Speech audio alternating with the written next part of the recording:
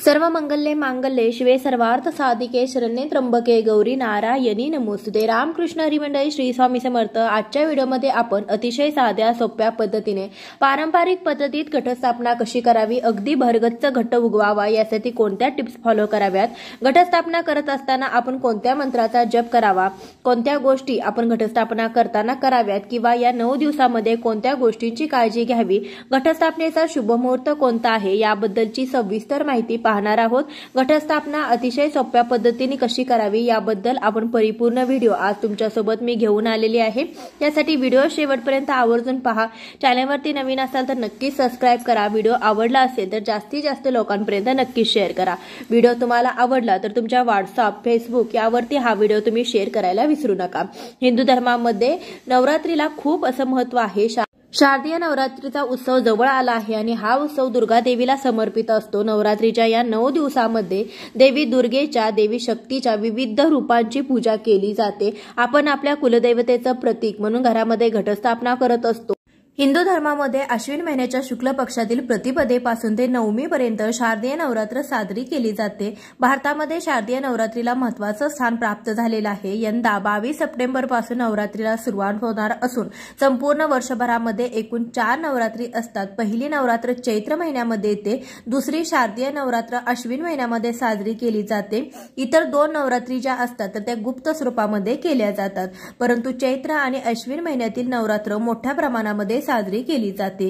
यामध्ये नवरात्रीच्या पहिल्या दिवशी घटस्थापना केली जाते। 9 दिवसांमध्ये देवीच्या विविध 9 रूपांची पूजा, आराधना व सेवा केली जाते। 9 दिवस उपवास देखील केला जातो। हिंदू दिनदर्शिकेनुसार अश्विन महिन्याच्या शुक्ल पक्षातील प्रतिपदा तिथी 22 सप्टेंबर म्हणजे सोमवारी मध्यरात्री 1:23 पासून सुरू होणार आहे। 23 सप्टेंबर रोजी 2:55 समाप्त होणार आहे। यंदा घटस्थापनेचा शुभ मुहूर्त 22 सप्टेंबर रोजी सकाळी 6:09 पासून ते सकाळी 8:06 पर्यंत आहे। या वेळेमध्ये तुम्ही घटस्थापना करू शकता। तसेच अभिजित मुहूर्त जो आहे तर तो 11:49 पासून ते दुपारी 12:38 पर्यंत असेल। या वेळेमध्ये देखील तुम्ही घटस्थापना केली तरी देखील चालेल।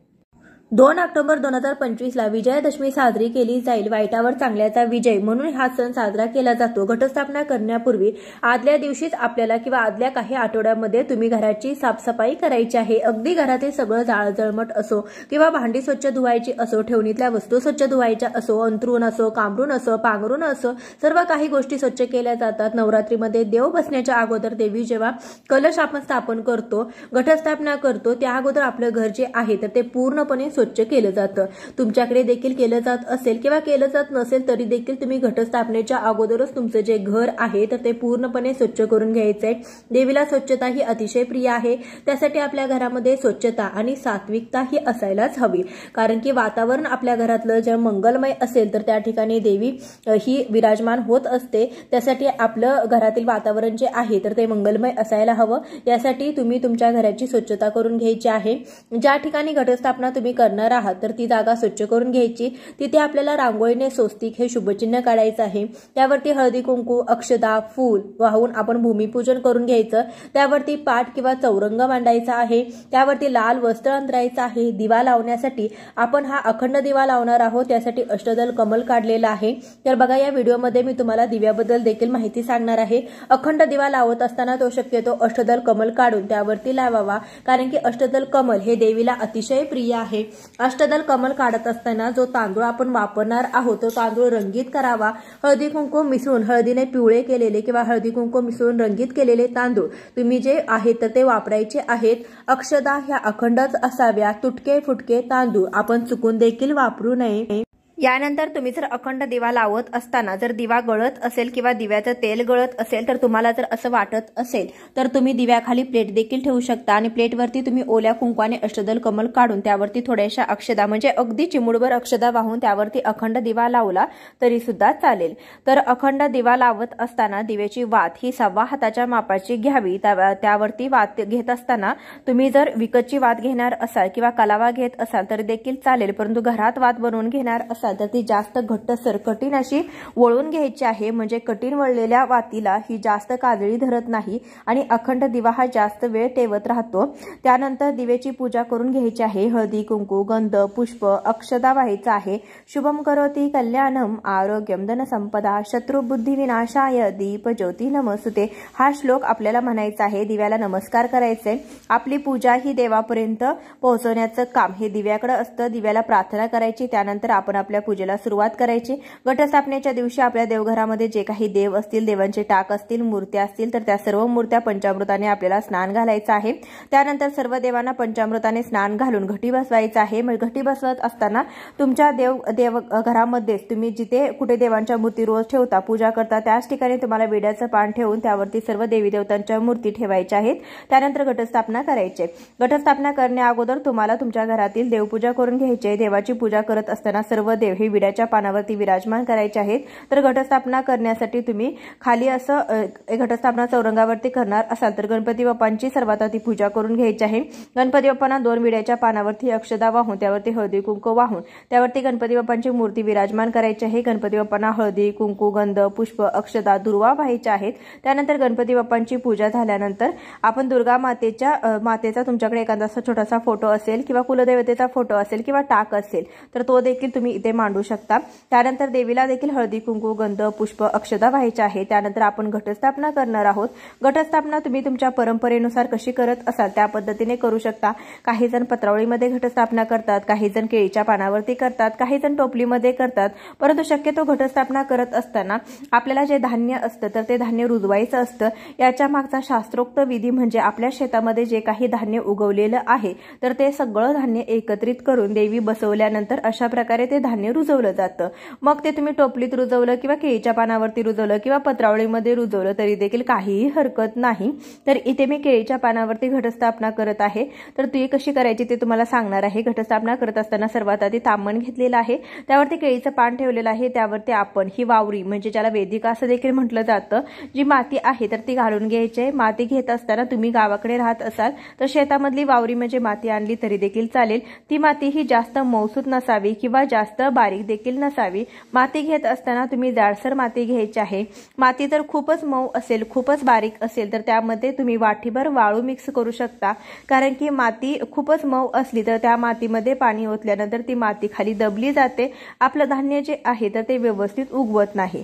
तर त्यासाठी माती पसरवून घ्यायची आहे। मातीला 2 थर दिलेले आहेत, म्हणजे आपल्याला 1-2 इंच इतपत माती घालायची आहे। त्यावरती घट ठेवायचा आहे, मातीचा घट ठेवायचा आहे। मातीचा घट ठेवत असताना तो स्वच्छ धुवून घ्या, म्हणजे त्यातली जी छिद्रे असतात तर ती ओपन होतात आणि आपण जेव्हा त्यामध्ये पाणी घालू तर त्यानंतर जे काही पाण्याचा निचरा आहे तर तो व्यवस्थित होतो। त्यासाठी स्वच्छ धुवून घट घ्यायचा आहे। घटाच्या गळ्याला आपल्याला लाल पिवळा धागा गुंडाळून घ्यायचा आहे। त्यानंतर घटाला गळ्यापर्यंत येईल इतपत पाणी घालायचं आहे। त्यामध्ये 1 रुपयाचं नाणं, 1 सुपारी, हळदी कुंकू अक्षता, 1 फूल घालायचं आहे। त्यावरती तुम्ही 5 विड्याची पाने किंवा 5 आंब्याची पाने ठेवायची आहे। त्यावरती श्रीफळ किंवा नारळ ठेवायचा आहे। काही जण नारळ ठेवतात तर काही जण नारळ देखील ठेवत नाही। तुमच्याकडे जशी पद्धत आहे त्या प्रकारे तुम्ही करू शकता। शक्यतो घटामध्ये विड्याचं पान ठेवलं जातं। त्यानंतर घटाला आपण 5 ठिकाणी हळदी कुंकवाची बोटे उठवून घेणार आहोत। तर घटस्थापना करत असताना काही जण लाल मातीमध्ये करतात तर काही जण काळ्या मातीमध्ये करतात। तर बघा, गावाकडे तुम्ही राहणार असाल तर तुम्हाला काळी माती सहज उपलब्ध होईल, त्या मातीमध्ये तुम्ही घटस्थापना करू शकता। परंतु महाराष्ट्राबाहेर किंवा बाहेर तुम्ही राहत असाल तर तुम्हाला जर जी माती मिळाली नाही, काळी माती मिळाली नाही, तर तुम्ही लाल माती देखील घेऊ शकता। त्यामध्ये देखील काही हरकत नाही, फक्त आपल्याला धान्य रुजवायचं आहे। माती घेत असताना ती खूपच मऊ तेवढी घ्यायची नाही, त्यामध्ये थोडेसे खडे असावेत। खडे नसतील तर तुम्ही वाटीभर वाळू देखील त्यामध्ये घालू शकता, म्हणजे पाण्याचा निचरा व्यवस्थित होतो, आपला घट हा व्यवस्थित आणि दाटसर असा उगवतो। घटाला हळदी कुंकू लावून घेतलेला आहे। त्यानंतर नारळाला देखील आपल्याला हळदी कुंकू लावायचं आहे, अक्षता व्हायच्या आहेत, फूल व्हायचं आहेत। या आपण जेव्हा घटस्थापना करू तर त्यावेळेस आपण मुक्याने ही पूजा करायची नाही। कोणतीही पूजा करत असताना आपल्याला देवीच्या मंत्राचा किंवा ज्या देवाचा आपण पूजा करतो त्या देवाचा मंत्र जप करायचा असतो, त्यामुळे आपली पूजा जी आहे तर ती सिद्ध होत असते। मुक्याने कधीही कोणतीही पूजा करू नका। त्यानंतर आपण आपलं धान्य जे आहे तर ते रुजवायचे। धान्य रुजवत असताना काही जण सप्तधान्य घेतात, काही जण 9 धान्य घेतात। तुमच्याकडे घरी जशी पद्धत आहे त्या पद्धतीने तुम्ही घेऊ शकता। परंतु धान्य घेत असताना ते टपोरे दाणे आपण चांगलं धान्य बघून घ्यायचं आहे। घट्टसर असं धान्य आपल्याला घ्यायचं आहे। तुम्ही धान्य घेत असताना ते पोचट किंवा वाया गेलेलं धान्य घ्यायचं नाही। तर अशा धान्याची पुडी देखील विकत मिळते, परंतु पुडीमध्ये भरपूर सगळं धान्य व्यवस्थित असतं असं नाही। त्यासाठी तुम्ही असं नवधान्य किंवा सप्तधान्य गोळा करून घेऊ शकता। फक्त ते धान्य आहे तर ते चांगलं असावं, पोचट झालेलं धान्य किंवा खूप बारीक असं दाणे जे असतात तर तसे दाणे नको आहेत। जर आपण दाणे व्यवस्थित बघून घ्यायचे आहेत ना तर ते व्यवस्थित उगवत नाहीत, भरगच्च घट्ट उगवत नाही। तर जेव्हा आपण धान्य घेतो तर ते व्यवस्थित निवडून घोळून तुम्ही घेऊ शकता किंवा तुम्ही पाण्यामध्ये मिक्स करू शकता आणि ते वर तरंगतात पोचट धान्य, त्या प्रकारे देखील तुम्ही घेऊ शकता। धान्याचा आपण एक थर दिलेला आहे, म्हणजे धान्य पेरून घेतलेला आहे आणि त्यावरती आपल्याला माती हलक्या हाताने थोडीशी घालायची आहे। तर खाली आपण भरपूर प्रमाणामध्ये माती घातलेली आहे। माती घालत असताना तुम्ही अगदी थोडी माती हलक्या हाताने पसरवायची आहे, म्हणजे आपलं धान्य जे आहे त्याला व्यवस्थित मोड येतात। ते धान्य लगेच अंकुरित होतं, त्यामधून 2-3 दिवसांमध्ये अंकुर फुटतो। परंतु तुम्ही जास्त मातीवरून घातली तर ते धान्य जे आहे तर ते खाली दबलं जातं, ते धान्य व्यवस्थित उगवत नाही। त्यासाठी वर माती देत असताना व्हिडिओ दाखवल्याप्रमाणे हलक्या हाताने आपण जे धान्य आहे त्यावरती थोडीशी माती आपल्याला टाकायची आहे। ही माती पसरवून घ्यायची आहे। त्यानंतर हलक्या हाताने त्यामध्ये पाणी घालून घ्यायचं आहे। भरपूर प्रमाणामध्ये पाणी घालू नका। तुम्ही जास्त जर पाणी घातलं तर ते धान्य जे आहे तर ते कुजतं, त्याचा वास येतो, भुरा येतो घटाला। त्यानंतर धान्य देखील व्यवस्थित उगवत नाही। बरेच जण काय करतात, घटस्थापना करत असताना माती घेतात, त्या मातीमध्ये धान्य मिक्स करतात आणि ती तशीच माती ठेवली जाते। परंतु तुम्ही अगोदरच धान्य मिक्स करून घेतलं तर ते धान्य जे आहे तर ते घटस्थापनेमध्ये त्या जी तुम्ही वेदिका ठेवलेली आहे त्या मातीमध्ये खालच्या बाजूला जाताना ते खाली दबलं जातं, त्यामुळे त्याला अंकुर फुटत नाही। तर यासाठी तुम्ही अशा प्रकारे जर घट लावला तर तो खूप व्यवस्थित आणि भरगच्च दाट असा उगवेल। तर यानंतर पाणी शिंपडून घेतलेलं आहे। देवीचा जेव्हा आपण ही घटस्थापना करू तेव्हा तुम्ही 99 मंत्राचा देखील जप करू शकता। ओम ऐं ह्रीं क्लीं चामुंडाय विचे या मंत्राचा 108 वेळा जप करू शकता। काही जण घटस्थापना झाल्यानंतर दुर्गा सप्तशतीचा पाठ देखील करतात। तुम्हाला देखील शक्य असेल तर तुम्ही देखील ही सेवा करू शकता, ही घटस्थापना तुम्ही करू शकता। तुम्हाला कोणताच मंत्र येत नसेल तर तुम्ही सर्व मंगल्ये मांगल्ये शिवे सर्वार्थ साधिके शरण्ये त्र्यंबके गौरी नारायणी नमोस्तुते या मंत्राचा जप तुम्ही करू शकता। किंवा तुम्ही या देवी सर्व भूतेषु शक्तिरूपेण संस्थिता नमस्तस्ये नमस्तस्ये नमस्तस्ये नमो नमः या मंत्राचा देखील तुम्ही जप करू शकता। हा मंत्र देखील मी तुम्हाला स्क्रीनवरती देत आहे, ते बघून तुम्ही म्हणू शकता। तर तुम्हाला कोणताच मंत्र येत नसेल तर तुमच्या कुलदेवतेचा जय जयकार देखील तुम्ही करू शकता। ते देखील तुम्हाला शक्य होत नसेल तर तुम्ही फक्त जगदंब जगदंब म्हणाला तरी सुद्धा चालेल। आपण ही पूजा करत असताना मुक्याने पूजा करायची नाही, कारण की देवाला तिची स्तुती केलेली अतिशय प्रिय आहे। त्यामुळे देवीला तिचा जेव्हा तुम्ही हाक माराल तेव्हा तिला तुम्ही बोलवाल तेव्हा ती खूपच प्रसन्न होते। त्यासाठी तुम्ही देवीची पूजा करत असताना मुक्याने न करता तिचे नामस्मरण करत करा। जेवढे जास्त तुम्ही तिच्या मंत्राचा जप कराल, नामस्मरण कराल, तेवढीच तिची अखंड कृपा तुमच्यावरती तुमच्या कुटुंबावरती राहील। प्रत्येक आईला आपल्या मुलाने तिला मारलेली हाक ही खूप प्रिय असते, त्याच प्रकारे आपण या देवी आईला देखील आपण मारलेली हाक ही तिच्यापर्यंत पोहोचते। तसेच तुम्हाला होईल त्या मंत्राने तुम्हाला शक्य होईल तसे तुम्ही ही पूजा जी आहे तर ती नामस्मरण करत करायची आहे। त्यानंतर आपल्याला देवीची ओटी भरून घ्यायची आहे। देवीची ओटी तुम्ही खाना नारळाने भरू शकता। या दिवशी तुम्हाला एखादा ब्लाउज पीस घ्यायचा आहे, त्यावरती तांदूळ घालायचे आहेत।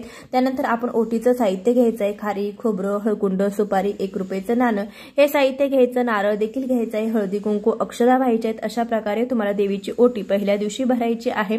तुम्ही पहिल्या दिवशी तुम्हाला जर भरणं शक्य नसेल तर तुम्ही 7व्या दिवशी किंवा 8व्या दिवशी किंवा 9मीच्या दिवशी देखील तुम्ही ओटी आहे तर ती भरू शकता। एकदा का होईना नवरात्रीमध्ये कुलदेवतेची ओटी अवश्य भरावी। यानंतर 9 दिवस जोपर्यंत आपण घट उठवत नाही तोपर्यंत देव हलवले जात नाहीत। त्यासाठी पहिल्या दिवशीच तुम्हाला देवीची व्यवस्थित स्वच्छ देव करून तुम्हाला पूजा करायची आहे। देवघर स्वच्छ करून घ्यायचं आहे। त्यानंतर जेव्हा तुम्ही देवांची पूजा कराल तेव्हा देवांना पंचामृताने स्नान घातल्यानंतर तुम्हाला हे जे देव आहे तर त्यावेळेस भटघटी बसवले जातात। त्यासाठी विड्याच्या पानावरती ठेवायचे आहेत आणि त्यानंतर रोज तुम्हाला देव हलवायचे नाहीत। आपण जेव्हा घट उद्यापन करून जेव्हा घट उठवू, घट विसर्जन झाल्यानंतरच तुम्हाला हे जे देव आहेत तर ते हलवायचे आहेत। यानंतर आपण नैवेद्य दाखवून घ्यायचा आहे।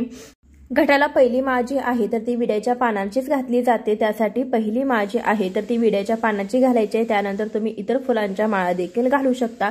नैवेद्य दाखवून घ्यायचा आहे, देवीची आरती करून घ्यायची आहे, धूप दीप ओवाळून घ्यायचा आहे। अखंड दिवा आपण लावला असेल तर एकदा लावल्यानंतर तो आपल्याला 9 दिवस हलवता येणार नाही। 9 दिवस त्याच ठिकाणी आपल्याला अखंड दिव्याची काळजी घ्यायची आहे। त्यानंतर 9 दिवस फक्त आपल्याला देवीची पंचोपचारे पूजा करायची आहे, म्हणजे दिवा लावायचा, हळदी कुंकू व्हायचा आहे, धूप दीप दाखवायचा आहे, नैवेद्य दाखवायचा आहे, फुलांची माळ घालायची आहे। अशी आपल्याला सकाळ संध्याकाळ देवीची पूजा जी आहे तर ती करायची आहे। देवीसमोर अखंड दिवा तेवत असताना तेवत ठेवायचा आहे। घटाला पाणी घालायचं आहे। बरेच जण काय करतात, घटाला पाणी घालत असताना नारळ काढून घटामध्ये पाणी ओततात, परंतु असं करायचं नाही, कारण की एकदा घट बसवल्यानंतर त्यावरचा नारळ आपल्याला हलवता येणार नाही। तुम्हाला घटाला पाणी घालायचं असेल तर तुम्ही मातीला हात लावून पाहायचं। माती जास्त कोरडी तुम्हाला वाटली तर त्यामध्ये थोडंसं पाणी तुम्हाला शिंपडायचं आहे। आपण जो घट बसवलेला आहे त्यातलं पाणी झिरपून देखील खाली येत असतं, त्यामुळे जास्त पाणी घालायची गरज नाही। नारळ आपल्याला हलवायचं नाही। माती खूपच जर कोरडी वाटत असेल तर तुम्ही घटाच्या चौभोवत म्हणजे सर्व बाजूंना तुम्ही हाताने पाणी शिंपडू शकता। घटाला पाणी आणि माळ दररोज करायचं आहे। आजच्या व्हिडिओमध्ये बरीचशी माहिती देण्याचा प्रयत्न केलेला आहे। व्हिडिओ आवडला असेल तर लाईक करा, जास्तीत जास्त लोकांपर्यंत शेअर करा। चॅनलवरती नवीन असाल तर अवश्य सबस्क्राईब करा। भेटूया अशाच एखाद्या व्हिडिओ सोबत, तोपर्यंत श्री स्वामी समर्थ, रामकृष्ण हरी, जय माता दी।